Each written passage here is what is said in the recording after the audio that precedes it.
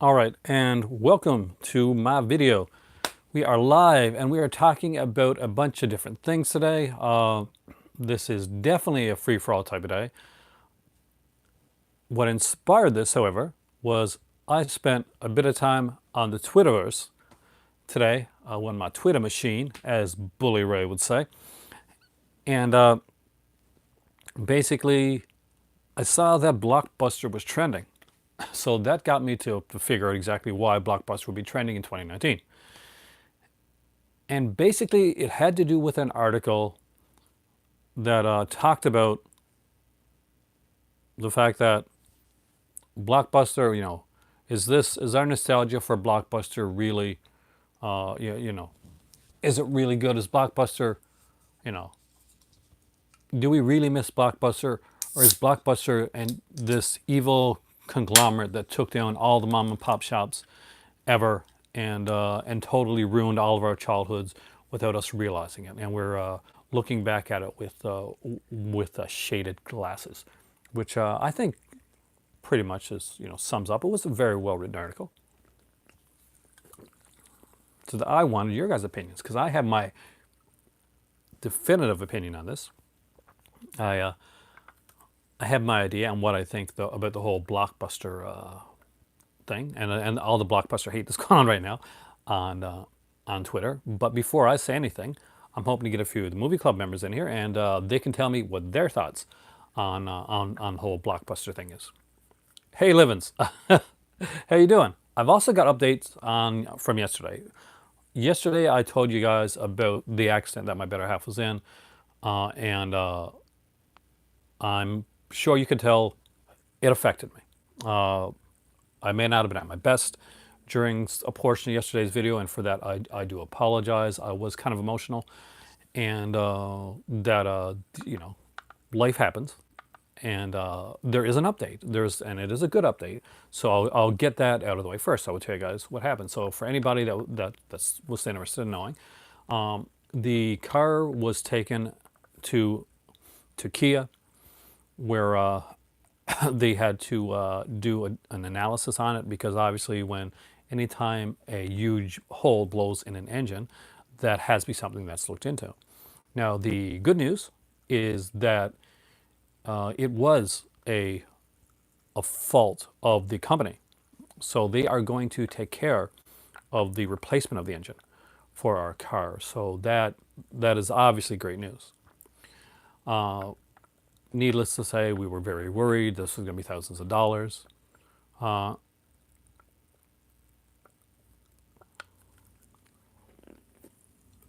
So that's good. Unfortunately, we are without our car for over about 3 weeks or so. So yeah, expenses are still gonna be there, but luckily it's not like that level of expenses. Anyway, so that's all that's our pluses. We're just trying to figure out a way to get my better half back home. So before we do this, so I'm going to put on my other spectacles so that I'm not looking through rose-colored glasses.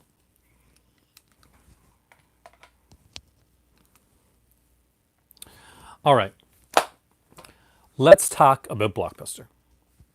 A lot of people and a lot of people online and a lot of the kind of the, I hate to say the hipsterish people, because in so many ways my kids will totally call me hipster-ish. But they say that Blockbuster cut off all the mom and pop shops. There was no mom and pop shops after Blockbuster came around. Blockbuster wasn't a good representation of horror. They didn't do any of that. They didn't do any of the, it took a curation from companies. Hey, Kathy. But I'm going to say, and I'm going to state that according to my own experiences, most of that is generally a falsity. And I'll explain why. And it's okay if you don't agree with me. As if you come on here regularly, I'm often debating, and I really like and respect the people that I debate with. So that's always a good thing. So if you have a differing opinion, that's cool. Hey, missing. Anyway, so there's been a lot of like, oh, Blockbuster, how horrible, and they killed the industry, and they killed, and they killed the mom and pop shops. So now it's oh, I know. I'll talk about that one actually after. They killed all the mom and pop shops and all this type of stuff. Now, where I'm from, personally, most of the really cool mom and pop shops that I knew about, uh, they stayed around like long after. Some of them actually lasted longer than Blockbuster did. Uh, a lot of them actually. Hey, Mug, good evening there. Actually lasted a lot longer than Blockbuster did because there wasn't that overhead, and it wasn't a corporate entity. So the end of a lot of the really good mom and pop shops, and I think in other places too, like are actually like stayed around for a lot longer, or or in some cases they're still around. So did Blockbuster kill off the mom and pop shops? Well, Blockbuster isn't around anymore, and the mom and pop shops, a lot of the really good ones, they're really good, did some really great stuff, still are. So no, I don't think they cut off the mom and pop shops. That is true, Kathy. That is 110% true. The accessibility and the ease of online shopping is definitely what cut off Blockbuster. Of course, Netflix also, had a factor into that because a lot of people that were, were going to Blockbuster. All of a sudden, the Netflix was a new and shiny thing. At the time, you could find all this kind of stuff on there. This was, and then shortly after Blockbuster went, like movies started going off Netflix, TV shows. All of a sudden, you couldn't find anything you wanted. You had to go like shop through Amazon, or you had to go somewhere else to hopefully find it.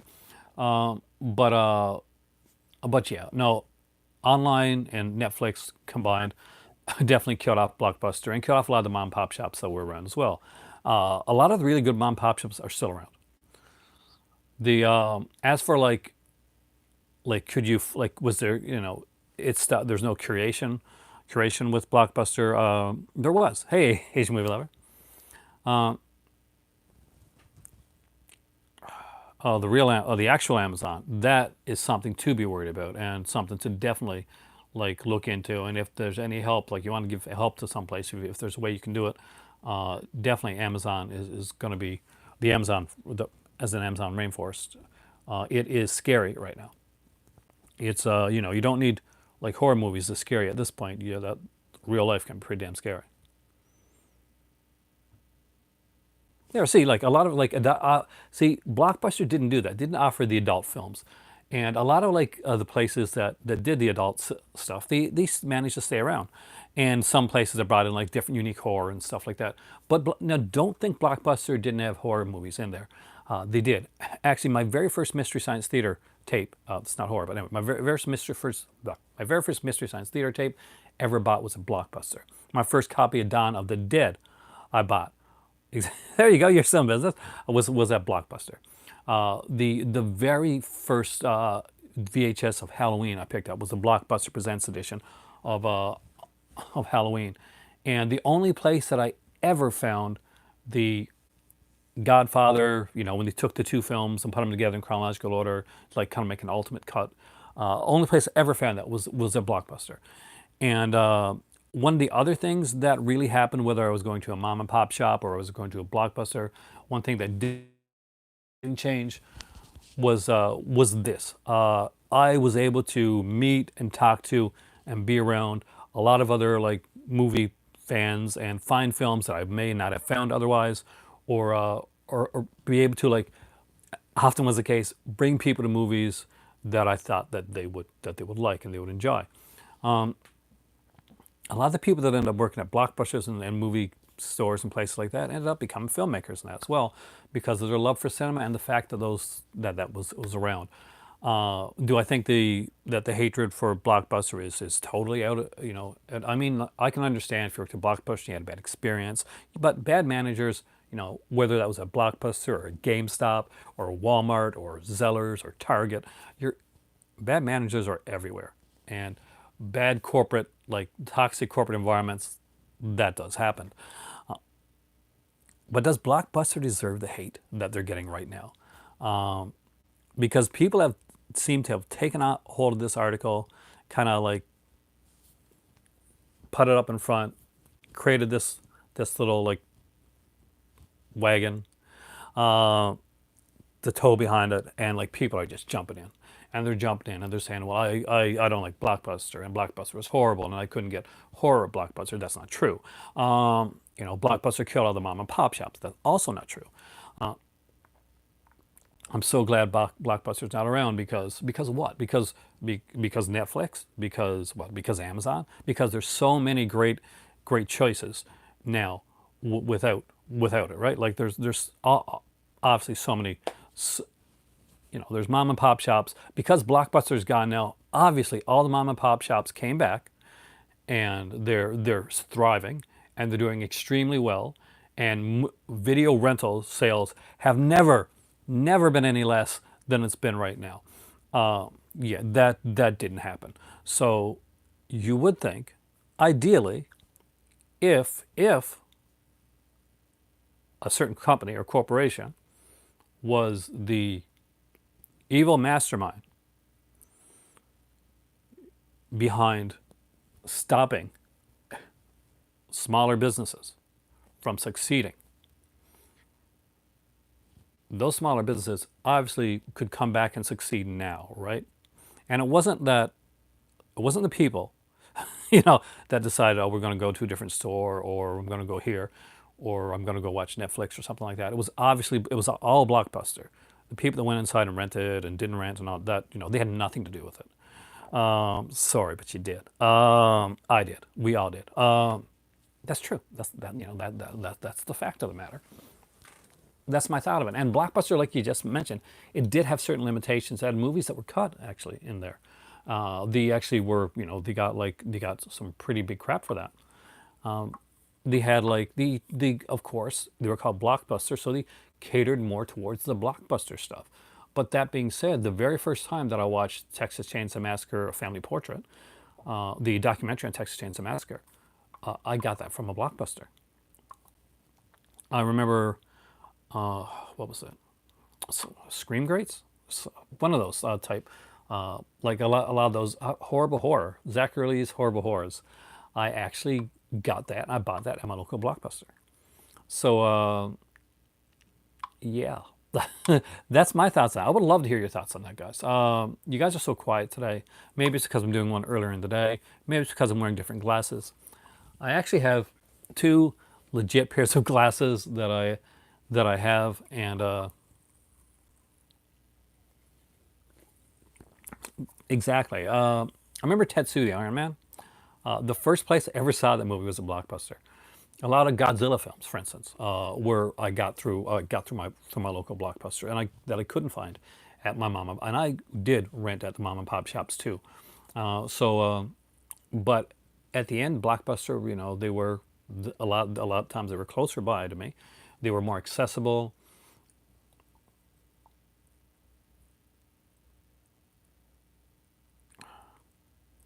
Destroying all the. What do you mean destroying all the media?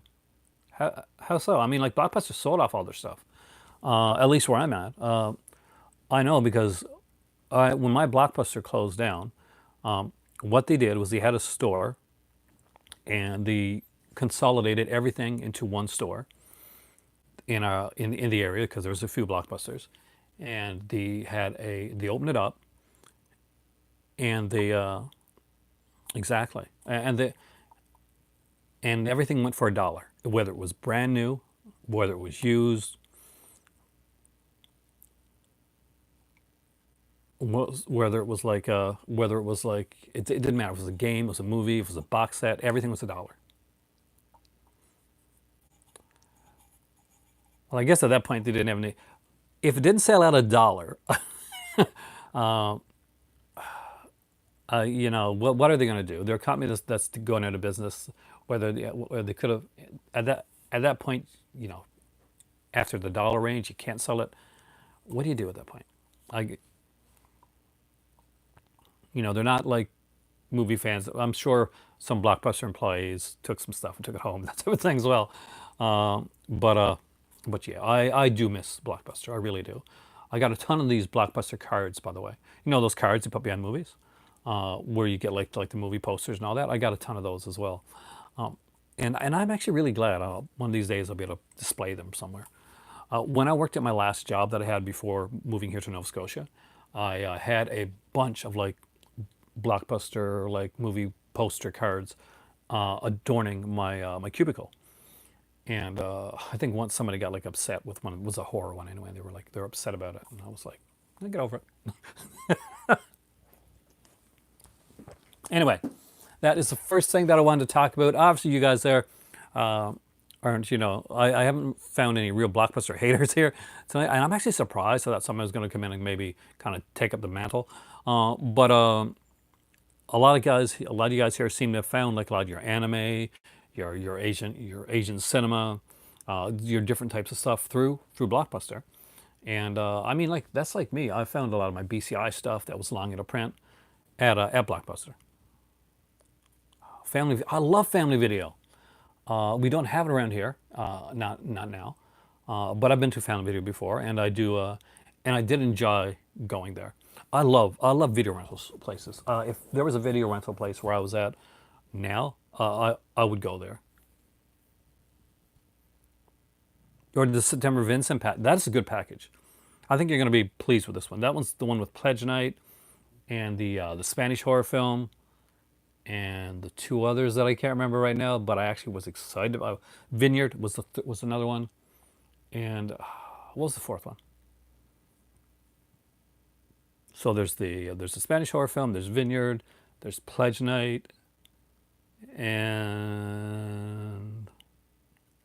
I said Vineyard. I said Vineyard. There's one more because there's four of them, and there's another one which I'm going to pretend I totally know what it is when I totally don't. But is everybody getting ready for October at least? Are you all starting, like we've been talking about this for a couple of days now? Are you all starting to figure out what you're doing for October? A couple of videos ago I gave you some suggestions. Hopefully you found something through some of that. I am going to do. I was asked to if I could do another if I could do another video like that with the alternate horror suggestions and stuff like that. So I will before October comes. I will be doing another video like that with 31 more suggestions that I think will be fun to try. I usually would not have done my video as soon as this one here because I usually wait till my videos like get to a certain like amount of like viewership before I go on to the next one. Lots of Vincent Price, Peter. Oh, yeah. I actually watched a really good documentary. I think it was done by Diabolic Magazine, and it was Hammer Horror: The Warner Years, something like that, similar to that. So basically, and it talks about that period of time. Ordering. Let me know what you think of Pledge Night, by the way. I'm interested to find that out. And have a great day, Kathy. Got to unplug my phone here. I'm not getting all your comments because I had to have my phone plugged in for a minute. So let me open that up there. Pledge Night is intriguing a lot of people. I'm very surprised that the Spanish horror selection isn't getting as much play as I thought it would. I thought after the corruption of Chris Miller that you'd see a lot more of you see a lot more people buying this and like picking up on the Spanish horror stuff. It is a really cool documentary, Don. It's I think it was done probably by Sam Ellinger because she's behind. Kat Ellinger, Sam Deeg, the ones behind Diabolique magazine. It basically it's there's a time period. Beyond Evil, thank you, Mark. And actually, that's one I like. How did I forget that one? So there's a time period when Warner, what was Warner, Seven Arts, and when that was an entity, they worked with Hammer and they put out a lot of Hammer product during that period of time. They talk about all the films that came out during the Warner Seven Arts period, things like Frankenstein Must Be Destroyed, When Dinosaurs Ruled the Earth, like the different Dracula films. Even talk about the fact that in Taste the Blood of Dracula, which I got to rewatch again because I forgot how good that was, and they were talking about that film a lot during it. Now I can't believe I'd forgotten so much about Taste the Blood of Dracula because back in the day that was my favorite, and later on My favorite became Scars because I saw it getting maligned by so many like super snobby people, and I've never been a person that like likes bullying in like in any sort. And I've always been like, even when I was a kid, like, and I was a little scrawny kid, man. If somebody was bullying somebody else, I was the guy that got in the middle, that stood up, type of thing. A lot of times, got my butt kicked. But when I spent some time like in Facebook groups, on like on Hammer groups and stuff like that, I found that if anybody would mention or Frankenstein or Scars of Dracula, there would be like a group, and they would usually like the people that would run these Facebook pages that would really start hating on them people, and like and picking on them and like saying stuff to them, and then and ganging up on them, and I truly loathe that. I really do. So needless to say, there's a lot of Hammer Facebook groups I'm banned from because of said things. So yeah, I just can't deal with stuff like that. Now you cannot beat the classics when it comes to this stuff, and there's so many good choices. You read the crazy story about Blockbuster? 13th Wolfman, dude, don't buy into the hate. Like, cause like I mentioned here in the first 15 minutes of my video, that that a lot of the negativity I think is super misplaced. Satanic rights is, see, the thing though is satanic rights does not get maligned. That's the thing. I pick on satanic rites sometimes, even though I actually kind of liked it. It's not it's the lessest. It's not it's for me it's the lesser of the films, but I still I still enjoyed it for what it was.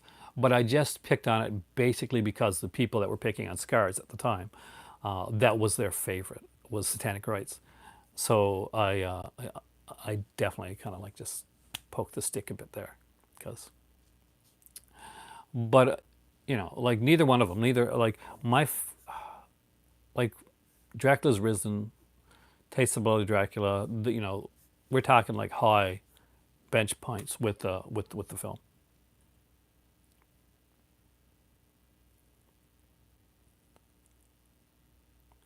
That's the thing, though. I don't think the one thing I think 13 Wolfman is that there's still, to this day, there are still mom and pop shops, rental places that are around, and Blockbuster's not around anymore. So if the culture is that Blockbuster killed them all off, which we know is not true, because you know that there's still mom and pop shops around. You've been to them, but you even went the ones that closed out. You went to a closed out one, but then obviously now that Blockbuster's been gone for such a long time, those mom and pop shops can just come back and flourish. But we know that's not the case, because there was a lot of different factors that went into like closing up some mom and pop shops. Like sure, I'm sure that a big store like a Blockbuster, affected that, but also it's like price and usability and selection, and sometimes it may have just been like honestly just the way things were ran. So to blanket it like under like this ominous corporate head, like, oh, this killed everything. It's kind of like when people do that, the Disney thing. Disney, it's evil, and the mouse is going to get you, type of thing. I never buy into that like whole kind of like corporate entity, like evil, like looming shadow, kind of tribalism type of thing. It's never been like something that I get into. I think it tends out to be, it turns, it's a little silly. Like in my opinion, it gets a little silly. But yeah, people have been really like jumping on that bandwagon way too fast, which I think is gonna, when you really think about it, it just sounds silly in the end. And I mean, I like some people I respect have like jumped onto the into the bandwagon of like of the Blockbuster haterade. But I'm not buying it, man. I'm not buying it for a second.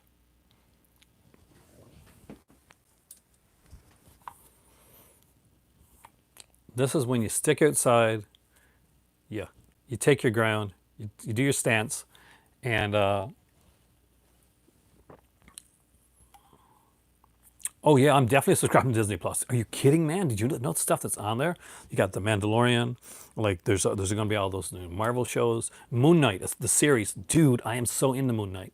Miss Marvel, one of the few like new characters that came out in comics in the last like 5 or 10 years that I actually like, and read like on a fairly regular basis. She-Hulk, which has been they've been going to make She-Hulk for before they even made Hulk films, right? You had like back in the day, Bridget Nielsen. I remember she was up in the role for She-Hulk. Remember that? They even had like kind of like photos of her dressed like in kind of a She-Hulk, like dressed up like She-Hulk. So that was also kind of cool. Kind of like that time they did that they were looking at doing a. I do miss that. That the band. That's the thing. But I miss just talking to the clerks. Like back in the day when I was young, when I was a teenager, flirting with the with the clerk or vice versa.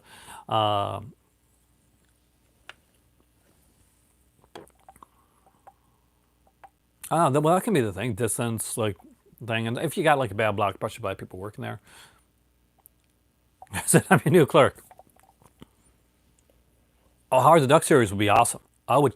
Oh, I would love that. That's a great idea, actually. I get the right like minds behind it. For people that like don't know Howard the Duck from anything besides the movie that was done, or like the short appearance that he made in in the MCU, Howard the Duck was this really well written, really kind of biting satirical comic back in the day that just like really even had a villain called Status Quo. It just extremely cool. Exactly, Steve Gerber. You know your stuff, man. Extremely well done. And I'm a huge fan of Hard the Duck. It would make especially in today's time and climate and like all the stuff that's going on, it would be brilliant to do it right now. There's the WandaVision show, as you mentioned there before. There is the What If cartoon series. I'm so excited about that. With all the the big voices that are going to be doing it. So there's a lot to love about Disney Plus. Is this going to affect Netflix? I don't know. Uh, I maybe a bit because I'm not excited about anything that Netflix is doing like normally.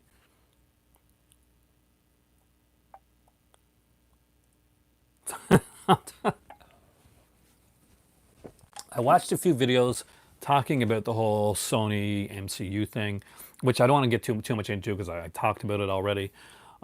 There was like different like more news on it, basically that that Marvel basically tried to negotiate a different deal earlier on, which actually wasn't a 50-50, so it was a 30-70 in Sony's favor, and then it eventually went to a 50-50 with Marvel offering to do half of the distribution, like pay for half the distribution as well. Like it basically go 50-50 on making the films, like in cost wise. It for me what it looks like, and I'll just leave it here. And that is basically that Sony never ever wanted to renegotiate this deal. Sony did not in any way or form ever want to renegotiate the deal with with Marvel. After as soon as Venom did well, they they were like, yeah, no, that was never going to be a thing. I blame Sony. I think they both are like have faults, but overall I blame Sony for like what happened with this. They won't, and the thing is like, and people say, well, why can't Sony do a Spider Universe? Because there's the MCU. Uh,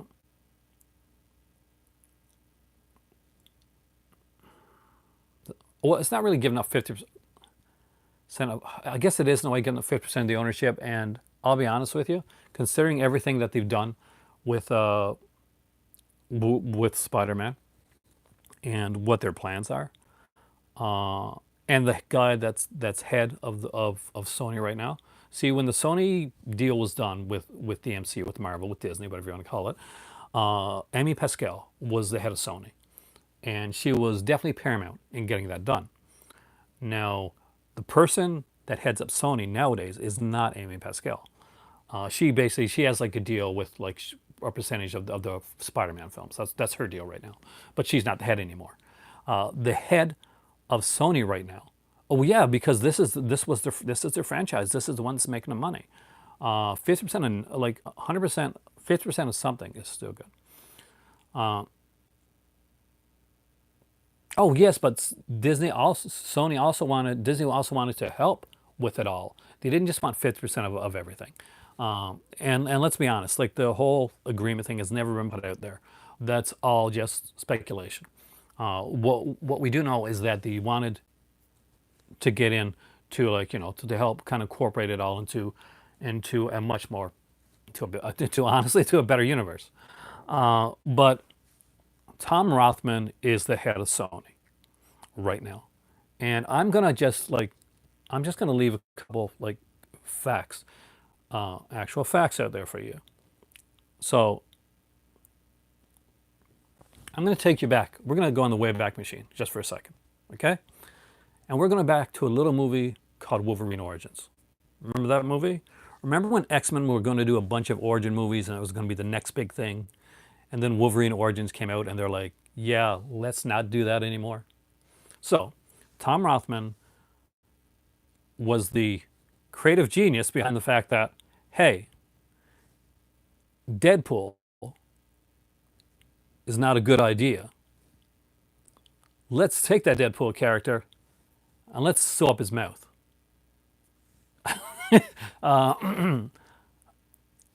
He was not big on the Deadpool thing. Yeah, he was wrong. He was really, needless to say, Ryan Reynolds proved Tom Rothman wrong on Deadpool because Ron Reynolds went and took Deadpool beyond what Tom Rothman saw for the Deadpool character, and that worked out really well for us as viewers, and really well for Ryan Reynolds playing Deadpool. Because yeah, so Tom Rothman's biggest creative things is that he was behind Avatar and Titanic, and I'm gonna put this out there right now as well. James Cameron as 110% behind whatever James Cameron does. Nobody else has anything to do with the success or failures of James Cameron's work but James Cameron.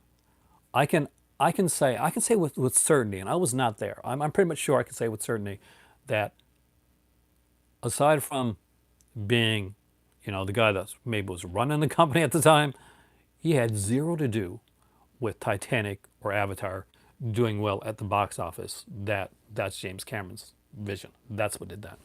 I'm not a fan of Tom Rothman. I was unaware actually that he had taken over Sony, and yeah, that disturbs me even more because I thought maybe Lord Miller can do some stuff. They did because Lord Miller were kind of like the guys behind behind the kind of the Spider Verse, Into the Spider Verse film. Now that being said, Into the Spider Verse is one that I really liked. Disney wouldn't have got much with the Vision of the Venomverse, but it wasn't it wasn't a financially successful film. Not really. It made around $300 million, just a bit over that, and it was a really good film. Like obviously good and financially successful. Those don't always align. Now Lord Miller are going to be working on the TV stuff when it comes to the Spider Venomverse.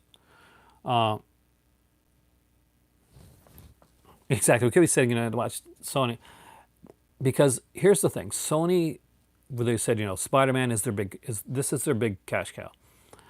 What other cash cows does Sony have? Ghostbusters? No, that didn't work out. Uh, then they had like of course the well, what else? What else does Sony have? They used to have James Bond, but that's gone. They don't have that anymore. Jumanji, I guess. Jumanji. Not a lot, is there? There's not a lot for Sony. So if they screw this up, if they screw up the Spider Verse,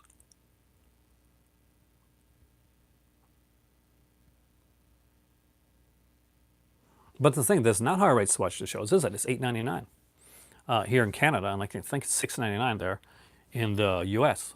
So it's less than Netflix, and they're doing something that I'm very glad about, and I'm hoping to do this for all the shows. I know they're doing this for some of the stuff. Is that Netflix will take a show and they'll drop it, and they'll drop the whole season, and then people just binge it and watch it and that type of thing, and they'll do it over a weekend.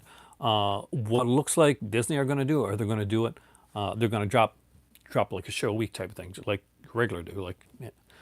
And I like that concept better. I like the anticipation of watching, of waiting till the next week to watch a show. Put it like in a way. Remember Riverdale, whether you like it or not. It was one of the shows on Netflix that, because it came out with the CW as well, it basically you had to wait a week to watch it.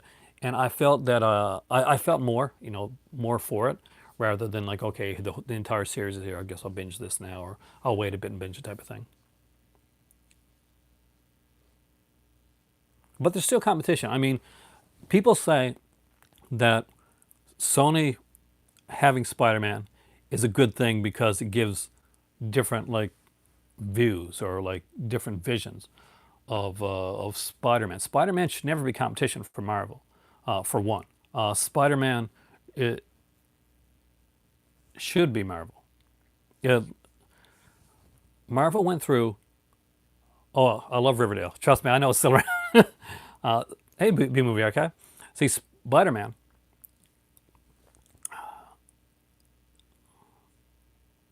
Weekly. That's what I've heard, and I'm really excited about that actually.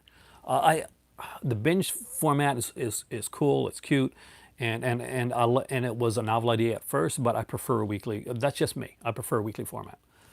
Now some people are upset. They're saying, oh, they're doing a weekly format to make people like keep the channel, and I'm thinking, are you going to get up for a month so you can watch one show? It's probably not going to work that way. But but yeah, it's smart business sense of coming from the business side of it. That is what I do. That's my degrees in. It was in business. Exactly. Thank you, Warlock. I was actually going to get into that. Marvel went down to the point where we almost never had Marvel. Marvel got to the point of bankruptcy, and they had to sell off IPs to kind of keep going. Uh, so Spider-Man, Fantastic Four, X-Men, a lot of their popular IPs. Basically, yeah, exactly. It was literally a fire sale, and it's a shame that had to happen, because that is, what, no matter what you want to say, that's not Sony's. Sony didn't make Spider-Man. They made some Spider-Man movies, but they didn't create Spider. Marvel made Spider-Man. Stan Lee, Jack Kirby made Spider-Man. Um, they're that's, do I think Sony Spider-Man's, we'll go there. Okay, so Sony Spider-Man movies, they did well. The first two Spider-Man movies, when Sam Raimi had control over the films, were creatively good. I will go to bat for Spider-Man and Spider-Man 2 any day of the week. When Sony really started to kind of put their fingers into the pie and try to take over, and that happened with Spider-Man 3. We saw what happened. It didn't turn out so well. They didn't give Mark Webb the creative control that he should have got, and they again started like putting things. We want this in for the Spider-Verse and this in for it.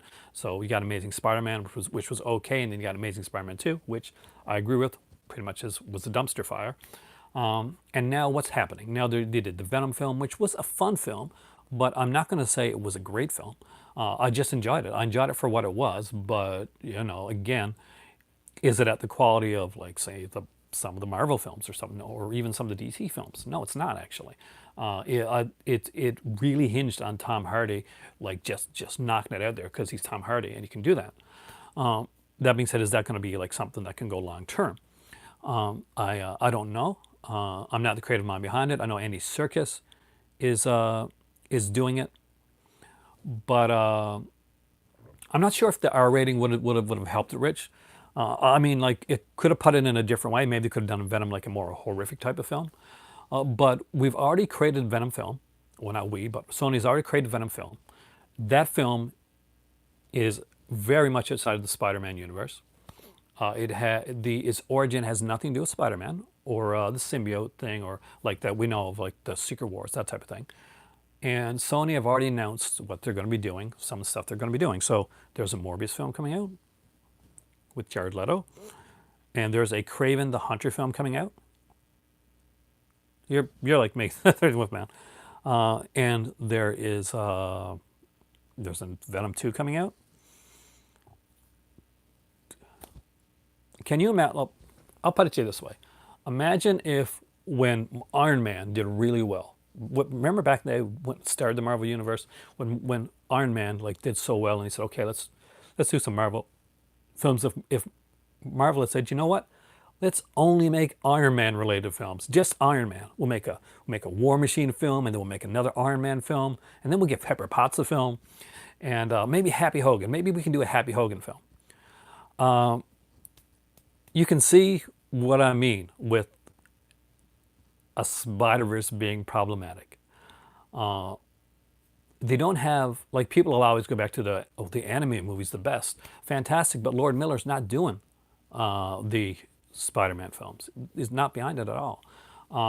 They aren't the creators of this. They're not the guys behind it. And to be quite honest, as good as that film is, it didn't do well enough for them for Sony to hitch their wagon to it. It did critically well, but it didn't do financially well enough. Venom did.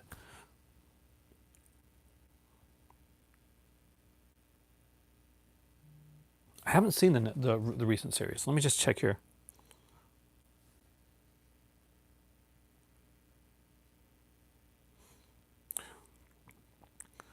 I haven't read the recent series, but I actually would like to. So I'm not going to pretend that I've seen it, that I've read it. But the creative minds behind it sound good. So, I'd love to see Ghost Rider.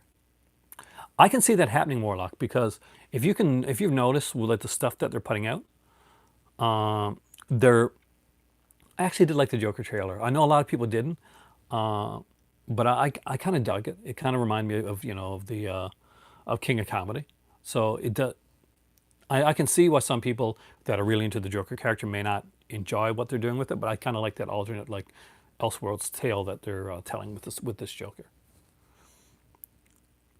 Yeah, I can see Ghost Rider with Moon Knight coming out and with Doctor Strange too, being almost like a horror film. You're a Ledger fan. See, I was a Nicholson fan. I like Ledger. I thought he did an amazing job of playing a character called the Joker. But for me, the Joker is always going to be Nicholson. And Ledger is an amazing actor that played a character that didn't resemble the Joker that I know, but he was still an amazing, amazing, amazing actor. And him and Aaron Eckhart totally made that film. Well, they kind of did Scolder, but I'm not sure if you've ever watched Agents of S.H.I.E.L.D. It's a show that started really bad and got, Where Up and I'd Be Excellent as well. And got, exactly, there we go. House of Hitchcock collection, if you don't have it, pick it up. I mean, I've already got the set, so I can't see me picking it up for the other features, for the other stuff, but it's gorgeous. It is really gorgeous. If you don't have it, like, definitely pick it up. I haven't seen Batman vs. TMNT yet. But I would love to see Werewolf by Night. I grew up reading Werewolf by Night. With all the horror and magical oriented films that are coming and TV shows that are coming from Marvel and the streaming service, I could definitely see them doing a Ghost Rider series like 13 Wolfman mentioned, and I was about to mention the Ghost Rider character was well utilized within Marvel Agents of S.H.I.E.L.D. and they use the kind of the newer, I think it's the Reyes version that they use, right? For the new, because I haven't seen a lot of Agents of Shield, but I've seen like some clips, and I know that it got like kind of rave reviews with their version of what's his name? Is it the Robbie Reyes? Or am I thinking another character? Maybe I'm thinking a different character. But I know this is the newest version of Ghostbuster of Ghost Rider that they use. Robbie Reyes, perfect. Because it's like and I was not on board with Robbie Reyes at first, and I will tell you why. Because I'm old school, and I would love I grew up with like Johnny Blaze, and I really like Dan Ketch as well. And but I want him to ride the bike. I want him, not the car. I want the bike, man. I want the bike. Uh, that's just me. I'm a he drives a Charger, yeah. But apparently it's really good. I've got to look back at it. When it came out, I was like not I said, oh, he's not driving the motorcycle. I'm not gonna read it. So I haven't not like read a lot of the Robbie Ray stuff. I'll be completely honest with you. But apparently the Agents of Shield is one of those series is that instead of getting they got better over years.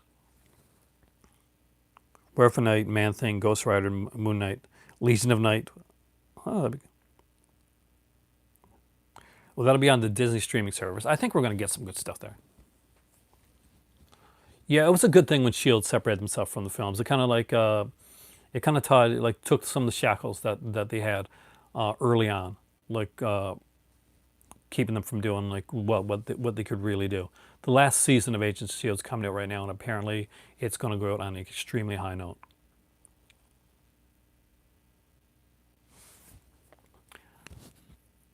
I don't think there's a streaming service that I'm more excited about now than, and I buy my media physically, and I hope that Disney is smart enough, and I think they will be, because they're more business minded than Netflix when it comes to this type of stuff, that we're going to see the seasons of their shows come out on physical media, as opposed to Netflix, which, movies, and there's still movies and shows that haven't come out.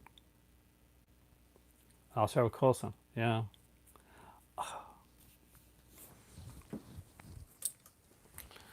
Have you seen what they've done with the character? Like I've seen some clips of like the upcoming season, and I'm not quite sure what happened, but I got to go back and watch it because it looks freaking awesome.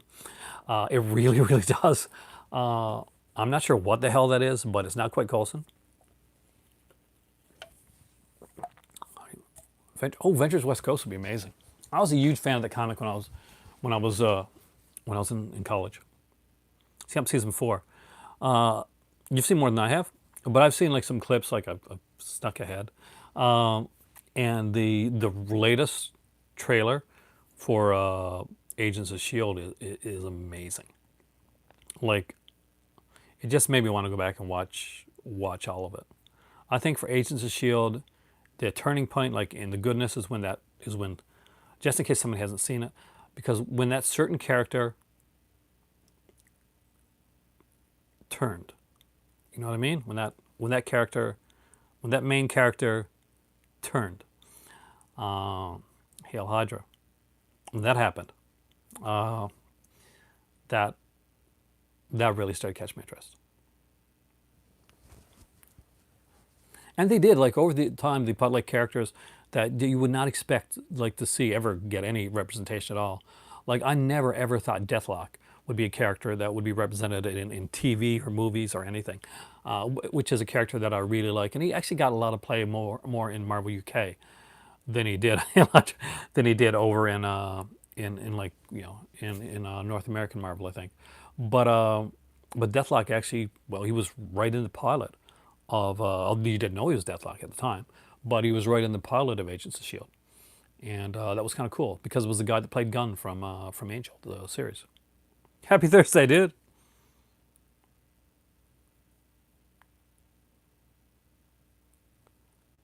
I don't know. I haven't seen it up that far. You've seen it farther than I have, say.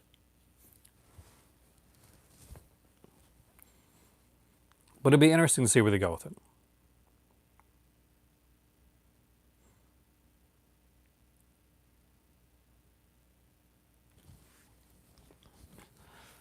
But And I totally forgot. I had another topic for this video, and I didn't plan to go into the Spider-Man Marvel stuff, but anybody that regularly watches my videos will always know that the best laid plans of mice and men always go astray.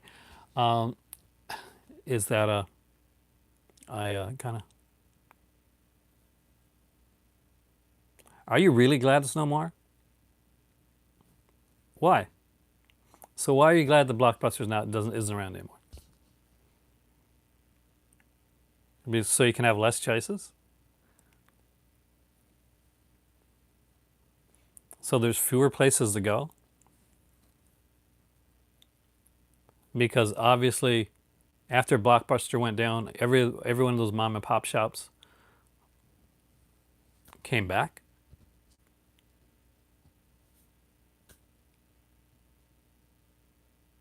I don't buy into the Blockbuster hate. Much in the way that, but it didn't buy out all the mom and pop shops and was not the downfall of the video store. To be honest with you, Jesse, there's still mom and pop shops around, and that's the truth of the matter. People want to put out this thing and bought out all the mom and pop shops, and there was no mom and pop shops left. Uh, those mom and pop shops agreed most of the time to be bought out, and the mom and pop and a lot of mom and pop shops didn't go out. I bought a lot of stuff from my collection, and a lot of some of the kind of cool horror stuff that I got and science fiction stuff uh, from from Blockbuster. I love the fact that I could go there and buy like stuff that was stuff that I couldn't find anywhere else. I found old BCI titles where I would have had to pay like a lot of money on Amazon or eBay or something like that. Blockbuster wasn't there like saying, well, let's look at this eBay price and let's put it up like that. No, like there was a bunch of movies that were put in bins and they were priced accordingly. They weren't priced according to like how rare is this film. So I was still buying stuff like that. I was able to go and rent video games from Blockbuster and systems. I actually bought one of my Xbox 360s from Blockbuster and got like some games at a great deal. Uh, Blockbuster going out of business did not bring back the mom and pop stores that that happened. Like like if you could say, well, no, like there are still mom and pop shops around, and yes, there were underhanded things that were done, and there were underhanded things that were done for Walmart and for Target and for other stores as well. Does that mean that I personally wanted to see like Blockbuster grow to business? Did I want to? Am I going to shoot myself in the foot to spite my hand? No, not really. Look, in business, stuff like that happens. And is it always great? I'm sorry, like no. Uh, does it did those if the mom and pop shops that were repressed so much by Blockbuster that they couldn't survive because Blockbuster came in and bought them out, or they'd buy their land, or they'd take space next to them, or whatever. Um, where are they? Where are those mom and pop shops now? The mom and pop shops that were meant, in my opinion, and my thought, and it's just me. Everybody has different opinions. I like to debate, so don't take it personally. I'm a debatey type person, and Jesse, you're awesome. But hey, Mark. Uh, but they didn't, did they? They didn't come back, and the mom and pop shops that really did well and that really connected with people that had something different. A lot of those mom and pop shops, where are they right now?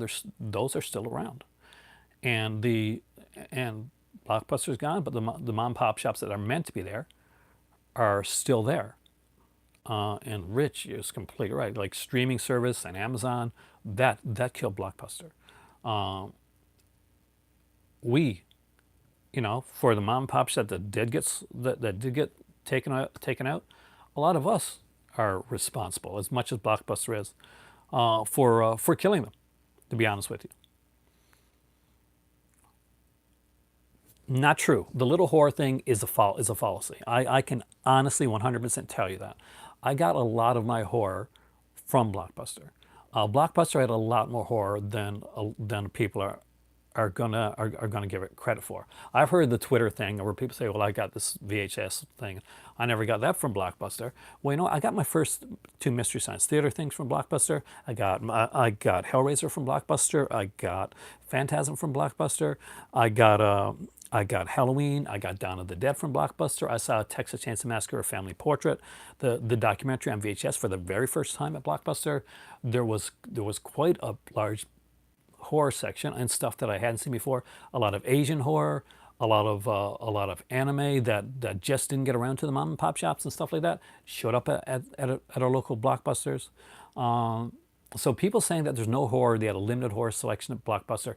Did it was called Blockbuster? Were the Blockbusters all over the thing? Yes, but your horror section depended on the same as any mom and pop shop and same as anywhere on the people behind that counter, really, and kind of what their interests were in. You know, they're going to bring in the big stuff, but whether they brought in more horror and stuff like that, they looked at there's the book, and there was the stuff to choose from, and they could choose from that. I definitely understand that, and I completely can relate to the fact that like when it takes away something that's kind of personal and big to you like that I get that's a personal reason behind like not liking or feeling like slighted by the place. I get that, but for me I think that it's the fact that it's not around and the big means that we're not going to see more mom and pop shops popping up, unfortunately.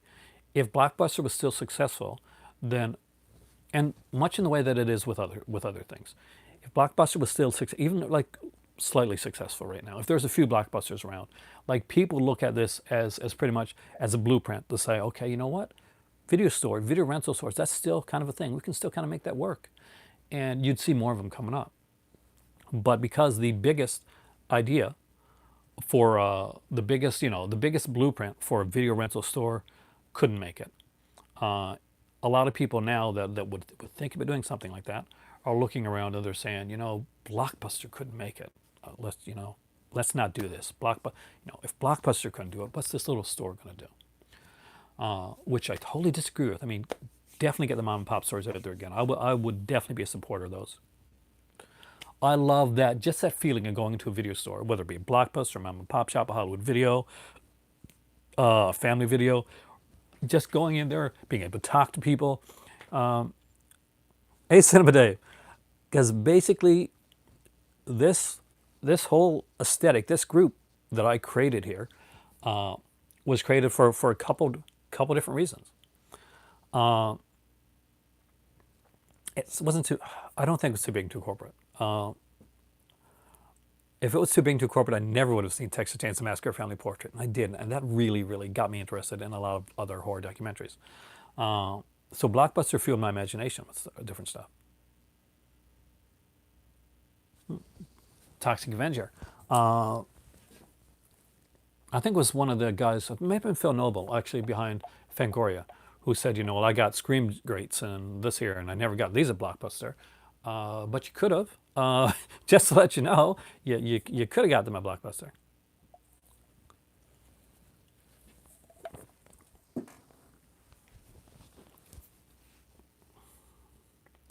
But I would love to have seen them, like many other companies, make a comeback. Because if they did that, that means video stores make a comeback. That means mom and pop shops are going to start popping up again. And that's the only way you're going to see mom and pop shops coming back, is if it's done more successfully on a larger scale.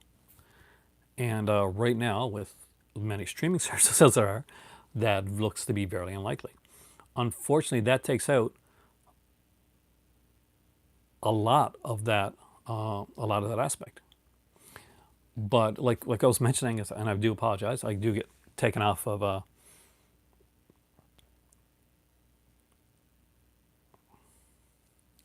I do get knocked off track. This here, what you're in right now, was done for a couple reasons. One, it was to get people that had like channels out there, whether it be bigger or smaller or whatnot, to actually be able to like showcase their stuff as well, but it was also to get people talking. And hey, hey, Alice, welcome. And another thing it was meant to do is to give that aesthetic that you would get at a Blockbuster or a mom and pop shop, where a bunch of people could be walking around, looking through the movie aisles, picking out a film, like seeing somebody else. Oh, I saw that film. Let's talk about that film. That kind of feeling that you got from a video store is kind of what this whole social experiment that I'm doing on here is supposed to be about. That's what thank you, Jesse, because that is exactly what this was always meant to be. Because I miss that, and I'll be honest, with you, I freaked at the local mom and pop shops way more than Blockbuster. Redbox was not popular here in where I was at. Like in some places of Canada, I think it got kind of popular. But Redbox came into my area for about 3 months, I think, when I lived in Newfoundland in St. John's, which is the biggest area of Newfoundland, and nobody, like, it was rarely used at all.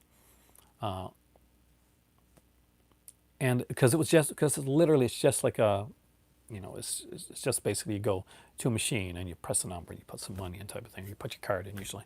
There's no social interaction with that. And the thing that kept the stores like going around, lasting here so long after Blockbuster closed, was actually because of that. It was because of that social interaction that we had going on with going in there. I'd go into like what's the name of the one with the okay, anybody here that's Canadian, Warlock, you remember this? Remember that Canadian chain? It's got the elephant on it that went out of business just like not too long ago. Remember that one? I can't remember the name of it right now, but that lasted longer than Blockbuster. Really? Dude. I maybe it's just my personality, but I always did.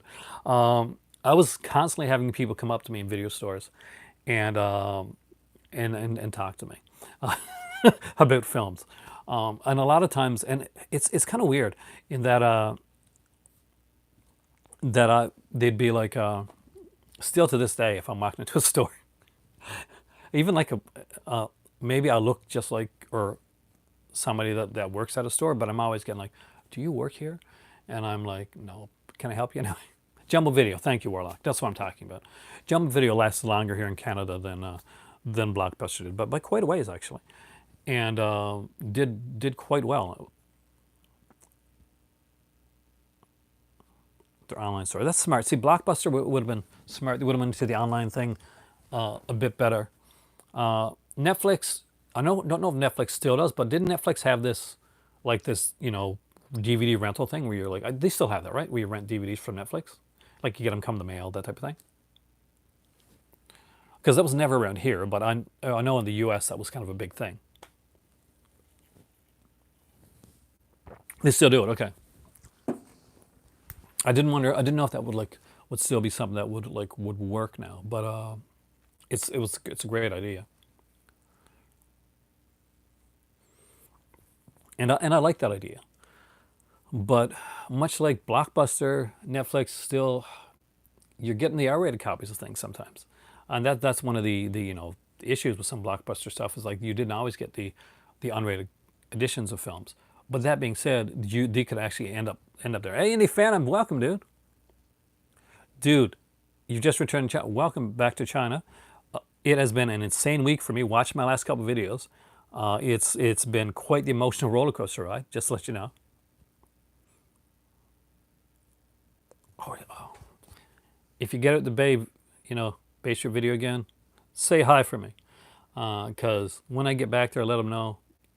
When I get back there, I'm going in there again, and I'm going to try and do a similar shopping spree. I do remember the Blockbuster, like the Blockbuster exclusives, and their like copy Halloween stuff like that. Because it had their copy Halloween. It had this red box on it with Halloween, and it had this like Jamie Lee Curtis with Michael Myers in the background. And I'm always looking for when I go out to like shops like Very Village and like to find like these exclusives. Um,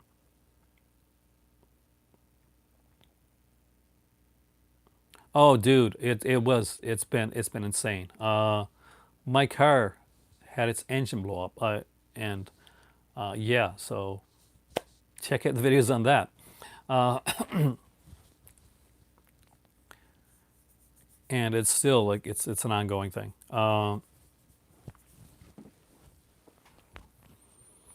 But yeah, I mean, actually, Jesse, you're the first person to come in and actually kind of like the more of the negative Blockbuster thing, and I gotta thank you for that because that really that adds to the video because I want both sides.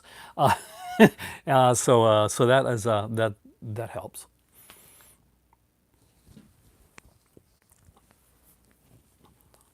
Cisco and Ebert didn't work because Cisco and Ebert sat down at a chair and fist bumped and said, "We like the same movie all the time." It worked because they didn't. I recently rewatched.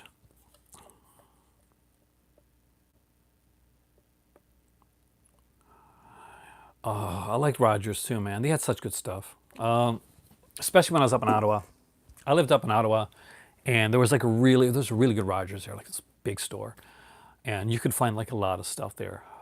I wasn't in the Maryville area, but it was like farther out, probably close to Nepean. I'm not sure if you've been in that area, but I think it was in Nepean. Yeah, I'm pretty sure it's in Nepean. So there's a big. I actually worked at a Rogers, not in a video store, but I was one of those guys that called businesses about like cell phone plans for their companies, and I also worked the front desk and stuff.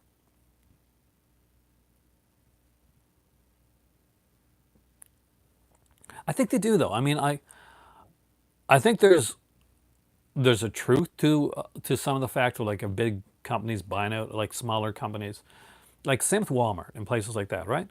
But in a lot of cases, if you really look at the logistics and all that of it, um, a lot of the smaller shops, I was extremely emotional last night, Mark. And if that like put you off a bit, I do apologize. It was just a really hard time. Uh, but the truth of the matter is, logistically, some of those places, may not have made it anyway. To be completely honest with you, for some of the places, and I'm not like not your friend's place, obviously, but for some of the places, like getting bought by Blockbuster may have been one of the best things that ever happened to them. Because I saw what happened to some of the mom and pop stores over time that didn't, that weren't bought out, that went under, and they didn't have a company to to save them, basically, or to get them. Like they just went under. They took a hell of a loss. If a company got bought out by Blockbuster, at least they got money. That may sound like a little harsh, but at least they got something from it, man. Uh,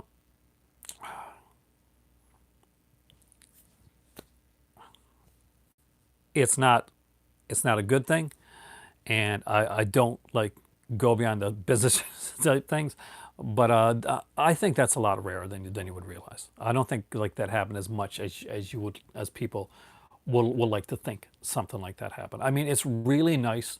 It's not really nice. It's really simple to like just like pick the biggest game. Hey, greetings, greetings from Scotland, and just just put an evil face on it. People do that with a lot of the big companies. Yes, I did actually, and I am super stoked. I mean, it may take a little bit longer for your order to go, but due to that fact, Cinema Dave, they've sold more in this sale than they've ever sold in any previous sale, which means that we could be getting some really good quality indicator titles and indicator feature stuff coming up for some upcoming titles due to this sale and how well it did. So it may take a little bit longer to get there, but the the other aspect, the good side of that is that extra money goes back to the company. Uh, So, and I heavily promoted the indicator sale, so I am taking a smidgen of credit for. Thank you, Rich. Actually, I'm going to take a little bit of credit for that. But I did heavily promote the indicator sale because I thought that they're a company that's not talked about enough, and that the oh really? Oh, have a great evening there, Al, and thanks for coming in and coming again, by the way.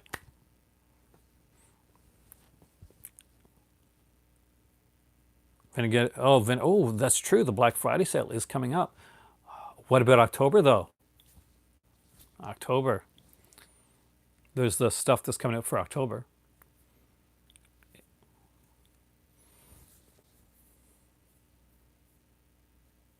I'm sure they will. I mean, Indicator has been really good.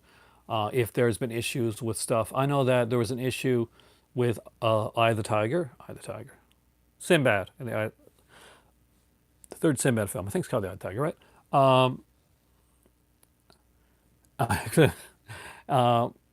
And they and what happened basically is like they sent out like a replacement disc. So you just had to let them know. So they'll send if there's an issue with them and yours isn't working. Uh, they've been really good at getting like replacement discs back on other things. So I cannot see that being a problem on this one as well.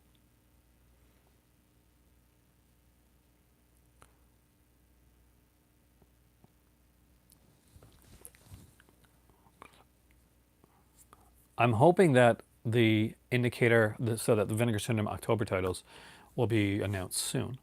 Uh, oh, you may joke, Jesse, but I would so be there for a Boogeyman, the original Boogeyman box set. Oh, dude, that's got me. Does that not have me written all over it? Seriously, Uli Lummel, like Boogeyman, Boogeyman Two, even put in that like the one where they used like a lot of footage from the first film, called called Return the Boogeyman. But I would be so down for a Boogeyman box set, especially the Death by Electric Toothbrush. I'm so there. I'm so there for that. But unfortunately, I don't think it's going to be a Boogeyman box set. I don't know what it's going to be. I really don't. Well, it definitely will definitely be Arrow. Yeah, my next video, by the way, just mentioned, will be tomorrow. We'll be talking about Arrow announcements. Hopefully, it'll be some cool stuff to talk about. I'm guessing RoboCop might be one of the announcements. Um, but uh, but yeah, there's a few that I'm excited about. I can't wait to hear like the Vinegar Syndrome announcements, because I'm, but because I'm still trying to to get exactly what I want for for October. And at one point, I was when the car situation happened, and I was like, crap, I don't know what I'm going to do. I was going to link my my Halloween wish list down below and say, if you want to support my channel, you can, feel free to get me something from the wish list type of thing. Then I didn't do that, and things luckily worked out okay.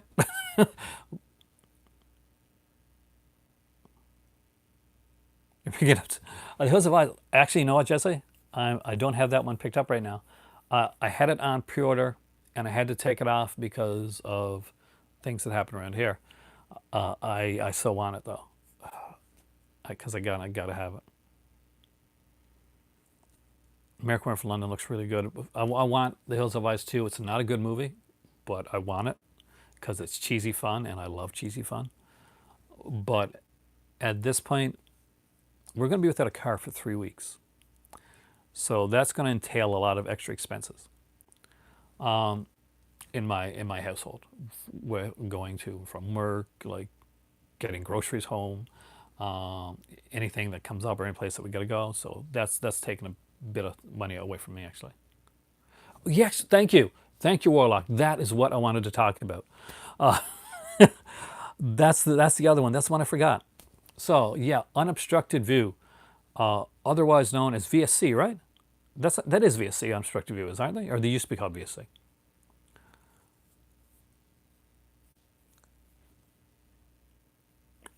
Oh yeah, I definitely think Roku is the new distributor for Criterion here in Canada, and they said they're going to try and make it more comparable to what we get in the U.S., even including sales.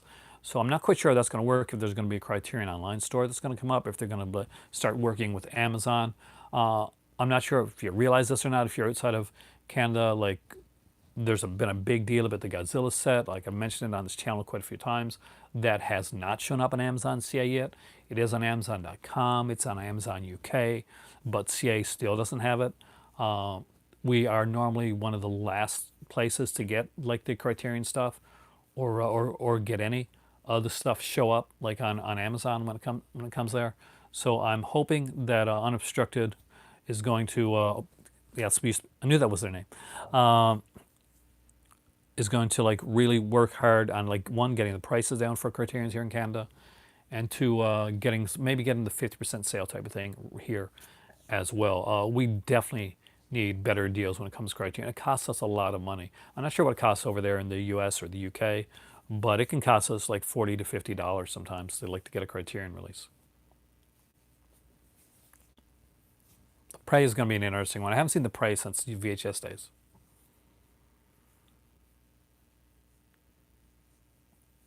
I'm hoping we're going to get a Canadian version of the Criterion 50% off sale.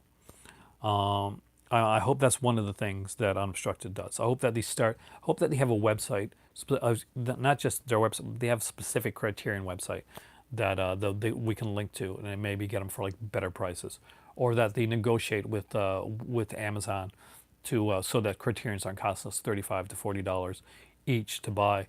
That if we got it, like if it's being distributed and done within Canada, that we can actually get a better deal on it.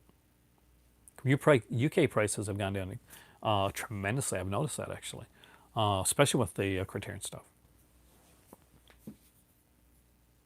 See that's reasonable. Like what it costs here is it's rough.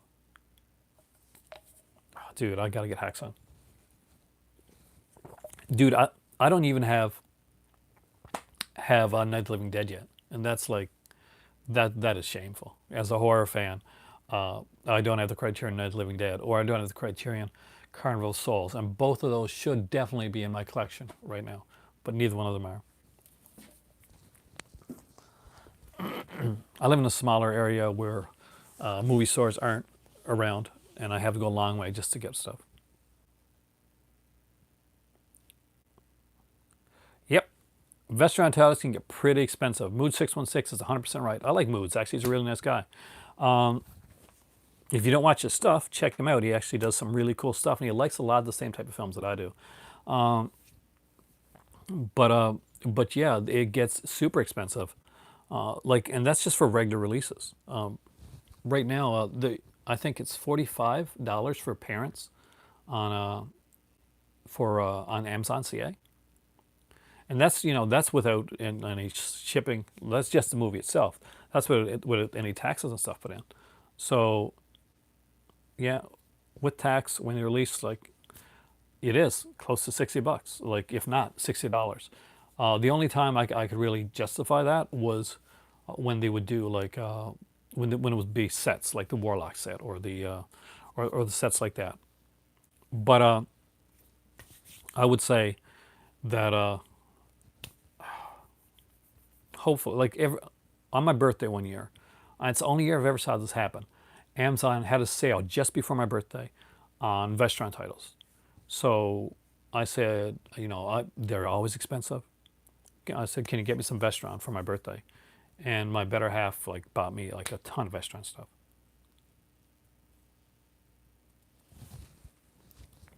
I just missed that comment, Jesse.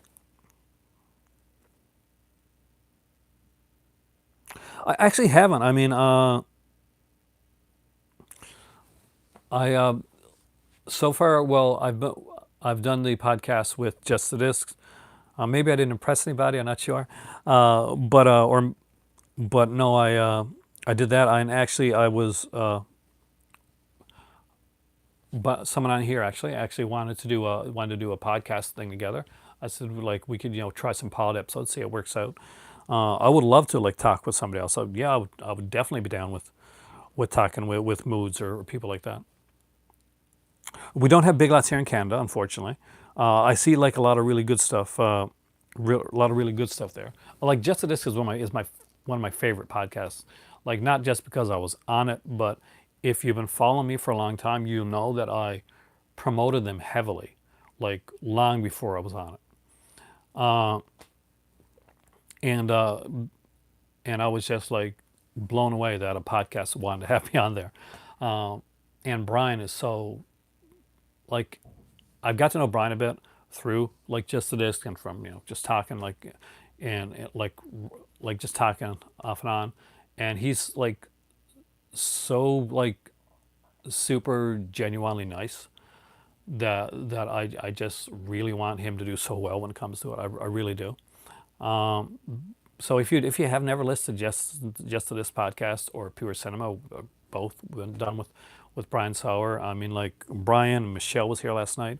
Michelle Egan, who did like the Arrow episode of Just to This, and I definitely want to hear more of that for her, and Stephanie Crawford, who I'm 100% sure that Brian knew about me because Stephanie came in here and basically talked a lot and probably told Brian about me.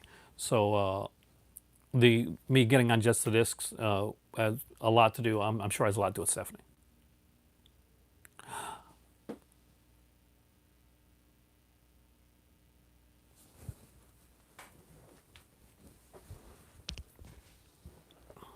I don't know if I knew that because I watched King Kong, so I got to go back and watch that again, dude. I love King of Kong.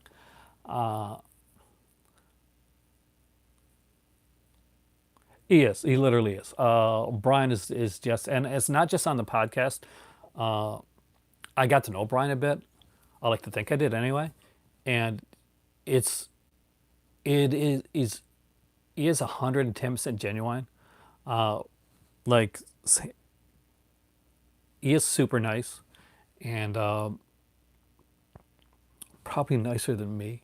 Uh, but no, he is. He's super nice, and you can tell that on like I think stuff like that comes through.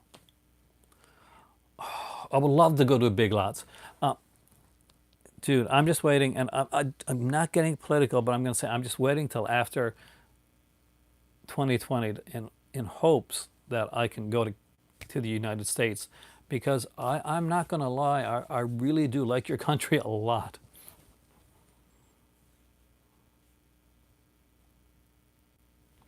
Oh no, that's passion. It is definitely passion. Big Lots, dude. I would spend like so much money in there. I watch a lot of these. Do you watch any of these like haul videos, like where where people go to stores or go to flea markets and stuff like that, and they do they pick up movies or video game stuff like that? Because I'm a huge fan of those. That's that type of video. What next time I'm in Ontario, Warlock? If you're close by to where I'm at, you gotta like let me in on like the places that are cool. We'll figure it out together, even if we have like differing opinions on some things. That's one thing we need to do. And with the fourth one coming, with Scream of Fear on it, dude, the fourth one coming, with Scream of Fear. I love like those videos. I love those type of videos. I'm addicted to those type of things, and I'll watch them. So like if I'm like in a down mood, if I'm in a real funk, the last one I found was a guy named called Bored Cyborg, and I think he just started doing like he did a lot of videos, but he just started doing like these haul things, like going into shops, and it's really really good. Uh, I'm really into that. I get frustrated with there's certain people that I watch or I used to watch a lot of, and they'd go in and I'd be like, you for this there's this movie, and that, and then they like, I'm not going to say who, and they like, well, I'm not going to pick. I like horror. I like horror a lot, but I'm not going to pick this horror one. But I got this Disney film and this documentary, and I'm like, you pass by like on a really good thing. Said, yeah, but I got this princess movie. I like T Money actually. T Money's pretty cool. He does some cool videos. I haven't seen any at my Dollarama yet. I got to go check today actually. After I get off here, that's what I'm doing. I'm going to walk up Dollarama right afterwards. Well, some collectors. Well, Board Cyborg I just found.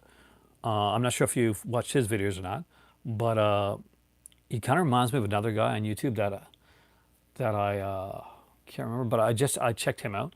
I watched a lot of the video game ones, like those video game guys that collect. Uh, I used to watch Cinema Sickness, but I find that the type of movies that he picks up aren't the type of movies that I normally. We have a difference in taste, but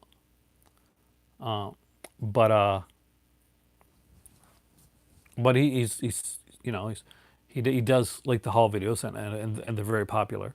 But I do tend to go towards and Ready. By the way, who comes on here sometimes. He does some really good haul video stuff.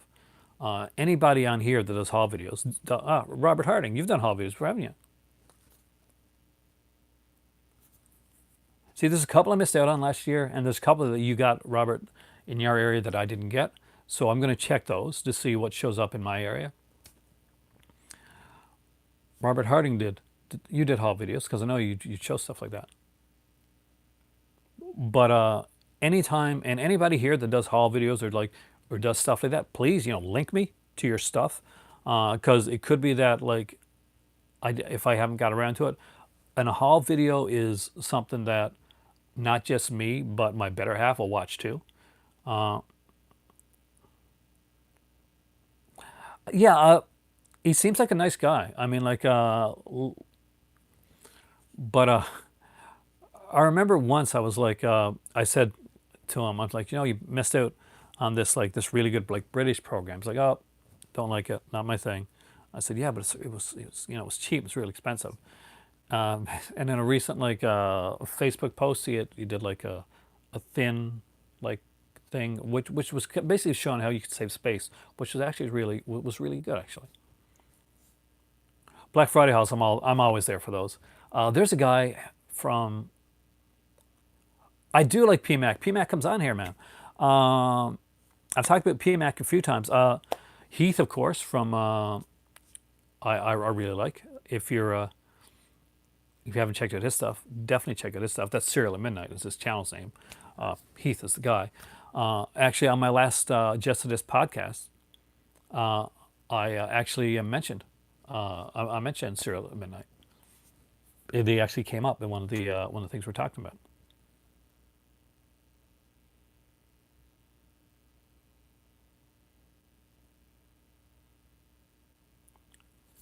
I like Zanzirak. I actually did I did one stream actually at one point, and Zanzirak was in that stream that I was in. Um, but it was an early stream that I did, and the thing was that most of the people that were in that stream were people that knew each other extremely well and like hung out together a lot. Uh, and so I just didn't. I was very awkward. I was an awkward little bunny in that stream because I didn't know the people. Like they knew each other really well, and they were talking about like experiences. But I watched a lot of Zanzirak's videos because he collects a lot of stuff like I do. Serial Minute Heath is really knowledgeable about the stuff that he does, and him and his wife like come on there at times too, um, and he's genuinely like kind of a cool guy. So I don't know if he knows if he's. I don't think he's heard the Jets of This podcast that I was on because we mention him in that podcast. So if any of you guys, if you talk to Heath at Sarah at Midnight, let him know that that episode 120 of Jets of This, his channel gets a mention. That's the one, dude. That's what I'm talking about. That's the only one that we're on together, Indy. And I didn't know you guys so well back then. So like I said, I was an awkward little bunny during that stream because you guys seem to be talking a bit and knowing more about each other, and I was fairly new, and it was a last minute thing. Like I was like, you want to come on the stream, and I'm like, sure. Uh, that's before the Indy. You knew me for a while. That's before that whole kerfuffle that we don't need to talk about on here, but you know the drama that went on behind the scenes of like what I did before here.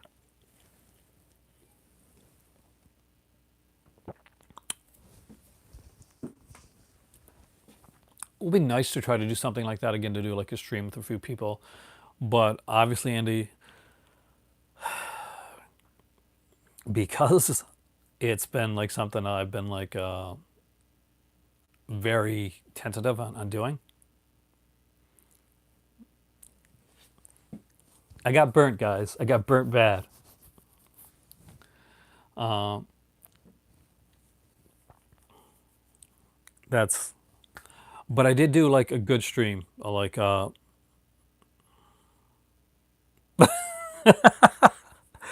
was actually one of my most viewed videos, and like I ended up like, if you look behind me, I'm not sure if you can see it here or there, but I got Nightbreed. I bought it for my oldest as well. Uh, but at the time, like shame on you, Scream Factory, about Nightbreed. That was one of my most watched videos. Uh, Definitely, there people came in. I guess rants. I get people sometimes like rants, and at the time, I think most of my videos were like, I was not a lot of people knew who I was. I mean, like some people knew me from when Absolute Sublime used to do the what frightened you, what movie frightened you videos that he do on Halloween. I was in a couple of those, so those would always like bump up my viewer count a little bit back in the day. Uh, does he really? I see. I gotta I agree to disagree because I can't, because everybody's got their own like take and opinions on stuff.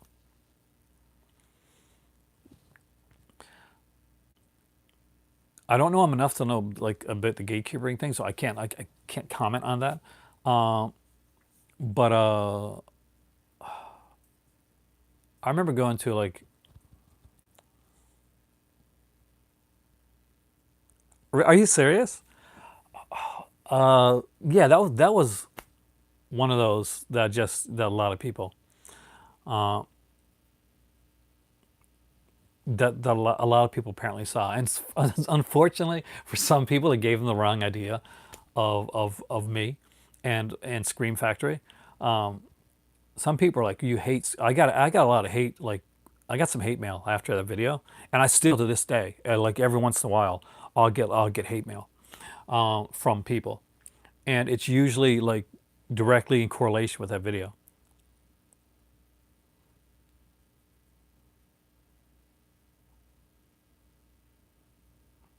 Yeah, dude, you're smart, Indy. You're really smart. You just got to stay away from that.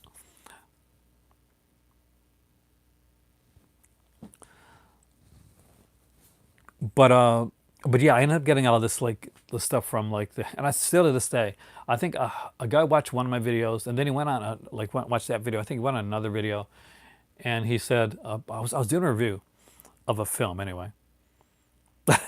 It was, and he's like, well, this guy sounds, this guy sounds more sounds like more psycho than the movie. I think it was supposed to be an insult. I'm not sure. I think it was. So not knowing if he's joking or if he's just one of those troll people type people, I just basically said, "Well, do you really think you'd be saying that to us to a potential psycho?" Which I thought was a cute comeback. I thought that was nice without being disrespectful. But when I find that's usually the best way to take stuff like that. Personally, anyway. A lot of people on here that I disagree with on a lot of things, and those people are some of the people that I definitely respect the most. Oh, did you? I haven't seen that video yet. I got to check that one out. Thank you, by the way. Um, and feel free to link your video, by the way, down. Like I always say, link your anytime you want to. Like try to link if you want to, if you got a new video coming up, if you wrote something. Stephanie just recently did her last article for Tales from the Crypt. She linked it on Twitter. I've retweeted it as well. Definitely check that out. Anytime that I see new writing come up from somebody or stuff like there's the Rupert Pumpkin Speaks, uh, like like page. And there's the, of course, there's the, there's Shirley Midnight's page. I always say that.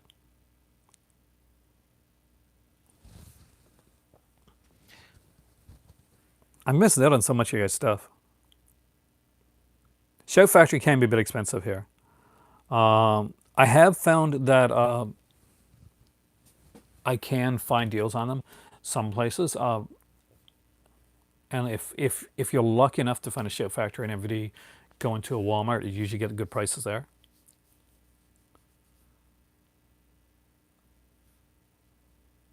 The one he's got, and you can probably mention, but it's the 8 film set, the one that was originally on DVD that came out on Blu-ray. I think that's one, right? This one, because you watched Brides of Dracula, and you watched what was the one? Was it Frankenstein? Was the Frankenstein one? I'm trying to remember. You watched two. I know you watched Brides for sure. And I said, watch Kiss the Vampire next. That's a really good one.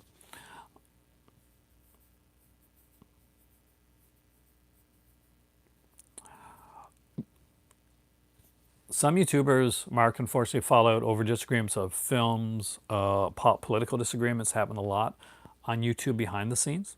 And sometimes it's just like silly little things like, oh, your channel, your channel is popular, or I don't think, or I don't like your channel, or just really silly stuff. It's usually really like smaller stuff. I know like there's been a bigger one recently, and I don't know anything about it except that there's a Facebook page called Killer Flicks, and there was a fallout between Lee and Cody, which kind of surprised everybody, I think. But I don't know anything about the things behind it, except I just heard people talking about it. But there's always like drama stuff going on in the background. I just try to keep away from that stuff.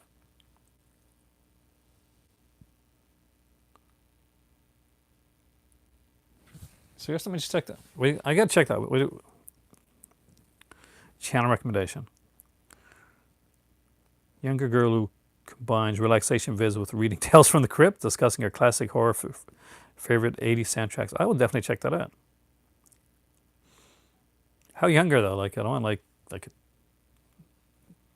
younger. Like even if I don't want to seem like the creepy guy.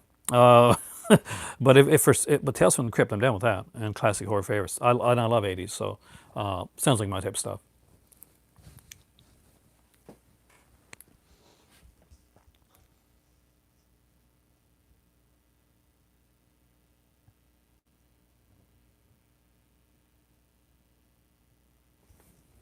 Yeah, it's the one. Like, there's no like extras on it, but it's a great. Cinema Day wanted a good starter for going into Hammer, and like in my opinion, that was a decent starter at a good price. Obviously, there's the Warner set that came out like with the 5 disc set, which is a good one, but it's too expensive right now. I don't think it has to. I think that, oh, you can definitely ask advice, but I'll try to do my best. But I find that it doesn't have to. I mean, like if one thing that hopefully my channel does show is that people can have vastly different opinions on films, and still be able to like get along and enjoy what things that they say. I mean, I like, dude. There's one of my videos I did earlier on, and Warlock knows all about this because we had a disagreement, and I was, and I got like super judgy at the time, and way too judgy. I was a bit unbearable. But Warlock, I wasn't I? But I apologize for that, and stuff like that can happen, and you get through stuff because why not? It's just a movie at the end of the day. It's something you should have fun with. Watch it. Definitely watch Picard. It's going to be good. Trust me. Data's in it. Data's going to be in that. You're going to like it. I agree with your wife like 90% of the time. So, yeah. Yeah. I know we will be watching Picard here.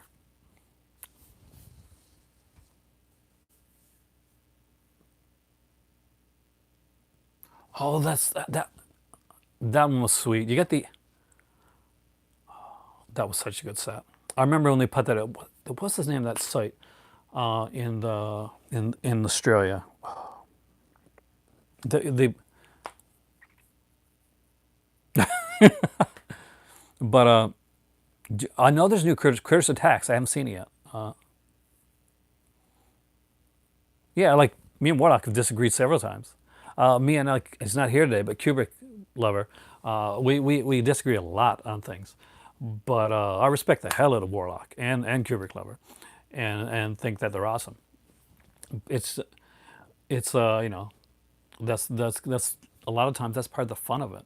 You, you can't take that you can't take it personally, and you can't get like caught up in that aspect of it. Oh, Dolomite is my name. Yeah, I know. I'm so excited about that. I have all the 4 films from Vinegar Syndrome now. I know you got them. So I'm going to be watching those before I go see that. Oh, yeah, because you get the different aspects of it, and people could agree with me. They could agree with you. They could, and I could disagree with you, and then find points that I like about like your argument of it, and see it through a different angle, and that's always cool. So that's why I always say, state your opinion. If it's not mine, that doesn't matter. I find stuff. I find new stuff just by watching, by talking with you guys, and I get new looks and new perspectives on things, and that's pretty cool.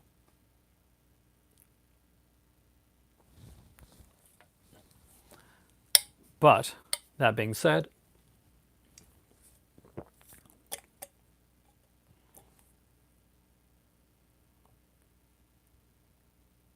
yeah, I know, because Leslie Jones, who used to be on SNL, who was a favorite on my better halves, and I actually really like her too, because usually when there's like a weekend update that's not very good, she's usually makes it funny.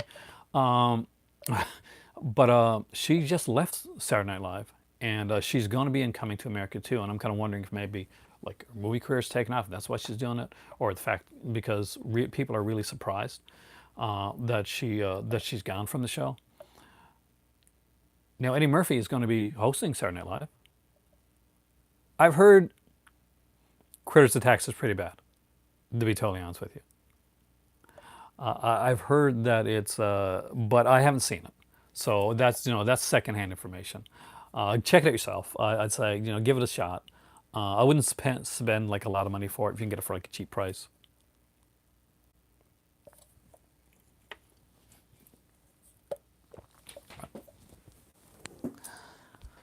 But there you go. At 102 minutes, my voice is almost gone. Guys, I want to be able to do a video on the Arrow announcements tomorrow. I have got to take off. I got to go to my local Dollarama and see if they've got any of those sweet horror films there.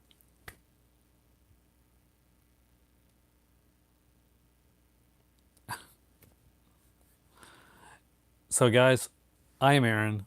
This is the Movie Library. You guys are the movie club, and as always, you guys are awesome. And thank you over the last couple of days. It's been an emotional roller coaster ride for me, and you guys are definitely there.